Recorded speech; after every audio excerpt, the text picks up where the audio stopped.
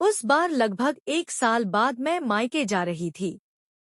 मुझे बिल्कुल भी एहसास नहीं था कि मैं वहां ये सब देखूंगी। मेरा नाम तान्या है।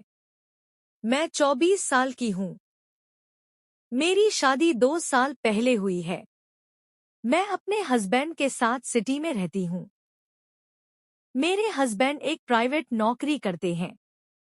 वो मुझे बहुत प्यार करते हैं। मेरे हस्बैंड स्वभाव से भी बहुत अच्छे हैं। वो मेरी हर बात मानते हैं। वो मुझे बहुत प्यार करते हैं। वो कहते हैं कि मेरी किस्मत बहुत अच्छी थी जो मुझे इतनी सुंदर और खूबसूरत बीवी मिली। मेरे हस्बैंड जल्दी से थकते भी नहीं हैं। एक बार शुरू होते हैं तो फिर लगभग 10 मिनट तक लगातार कार्यक्रम चलता रहता है। इतने में तो मुझे एकदम आनंद आ जाता है। मैं बहुत सुंदर और गोरी हूँ। मैं हमेशा सच संवर के रहती हूँ। जब मैं किसी काम से बाहर निकलती हूँ तो मेरा पर्वतों के समान विशालकाय पिछवाड़ा ताकने के लिए लोगों की लाइन लग जाती है। मेरा मायका मेरी ससुराल से लगभग 200 किलोमीटर है। इसलिए जल्दी मेरा मायके जाना नहीं हो पाता है। मायके में मेरी मम्मी और मेरे पापा रहते हैं। मेरा मायका गांव में है। मेरा भाई बाहर सिटी में रहकर नौकरी करता है। मेरी मम्मी बहुत सुंदर और गोरी है। उनकी उम्र 40 साल है। लेकिन उनको देखकर कोई कह नहीं सकता कि उनकी उम्र 40 साल है। वो इतनी फिट हैं कि अभी बस 30 साल की ही लगती हैं। वो बहुत सुंदर लगती है। उनका पर्वतों के समान विशालकाय पिछवाड़ा बहुत ही सुंदर लगता है। मेरे हस्बैंड तो बोलते हैं कि तुम्हारा तो बिल्कुल तुम्हारी मम्मी की तरह है। उनकी इस बात पर मुझे बहुत शर्म आती है। लेकिन अंदर ही अंदर मुझे अच्छा भी लगता है। एक दिन मेरी मम्मी ने मुझे फोन किया और बोली कि बेटा तुम्हें मायके आए हुए बहुत दिन हो गया है। थोड़े दिन के लिए टाइम निकालकर यहाँ आकर घूम जाओ। मायके जाने की बात से मैं खुश हो गई। शाम को जब मेरे हस्बैंड ऑफिस से आए तो मैंने उनसे कहा कि मेरी मम्मी मुझे कुछ दिन के लिए मायके बुला रही हैं। अगर आप कहिए तो मैं कुछ दिन के लिए चली जाऊं। मेरी बात सुनकर वो बोले हाँ हाँ क्यों नहीं। फिर अगले दिन मेरे पापा आए और मैं उनके साथ मायके आ गई। मायके आकर मैं बहुत खुश हुई। मैं बहुत दिनों बाद आई थी इसलिए कई सारी चीजें बदल चुकी थी। मेरे पापा खेती का काम करते हैं इसलिए उन्होंने काम करने के लिए एक नौकर भी रख लिया था। उसे मैं पहली बार देख रही थी। उसका नाम धीरू था। वो लगभग 24 साल का था। मम्मी मेरे आने से बहुत खुश थी। जब मैंने मम्मी से पूछा कि मम्मी नौकर रखने का आइडिया किसका था तो मम्मी बोली कि मेरा ही था।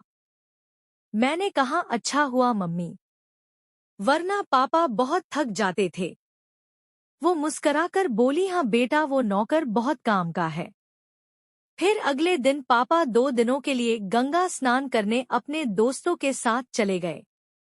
अगले दिन मेरी मम्मी ने मुझसे कहा कि बेटा तुम्हारे पापा तो हैं नहीं और धीरू खेत पर काम कर रहा है, तुम थोड़ा वहां जाकर उसको खाना दे आओ। मैं बोली ठीक है मम्मी। फिर मैं उसका खाना लेकर खेत की ओर चल पड़ी। खेत घर से लगभग 1 किलोमीटर था और बहुत तेज धूप हो रही थी। कोई दूर दूर तक दिखाई नहीं पड़ रहा था। थोड़ी देर चलने के बाद जब मैं वहां पहुंची तो मुझे धीरू कहीं दिखाई नहीं दिया। मैंने 1-2 बार सोचा वो यहीं कहीं होगा, अभी आ जाएगा। उसके बाद मैं वहीं मोटर के कमरे में बैठ गई। थोड़ी देर बाद मुझे जोरों की छू छू आने लगी। मैंने सोचा यहाँ दूर दूर तक कोई दिखाई तो दे नहीं रहा है, लाओ यहीं हो लेती हूँ। मैं कमरे से बाहर आई और शुरू कर दी। अभी मैं बैठी ही थी कि सामने से धीरू आ गया। उसको देख मैं सन्न रह गई। मैं जल्दी से भागी और कमरे में आई। लेकिन तब तक तो वो सब कुछ दर्शन कर चुका था। वो कमरे में आया और बोला दीदी मुझे माफ कर दो। मुझे उस पर दया आ गई। मैं मुस्करा कर बोली, कोई बात नहीं धीरू, इसमें तुम्हारी कोई गलती नहीं है। उसके बाद उसने कहा, दीदी आप तो एकदम अपनी मम्मी की तरह सुंदर और खूबसूरत हो, अंदर से भी और बाहर से भी। मैं चौंक गई। मैं बोली, तुमने मम्मी का दर्शन अंदर से कब कर लिया? वो मुस्कराकर बोला, मैंने तो दर्शन भी किया है और उनको खूब आनंद भी दिया है। मैं बोली, तुम झूठ बोल रहे हो। वो बोला, नहीं सच में दीदी। मुझे ससुराल से आए 3 दिन ही हुए थे, लेकिन उस दिन पता नहीं सुबह से क्यों मेरा बहुत मन कर रहा था। मैं खुद ही नहीं समझ पा रही थी कि ऐसा क्यों हो रहा है। मैं उसकी ओर देखकर मुस्कराने लगी। फिर उसने मुझे उस सुख का एहसास करवाया जो मेरे हस्बैंड भी मुझे कभी नहीं दिला पाए थे।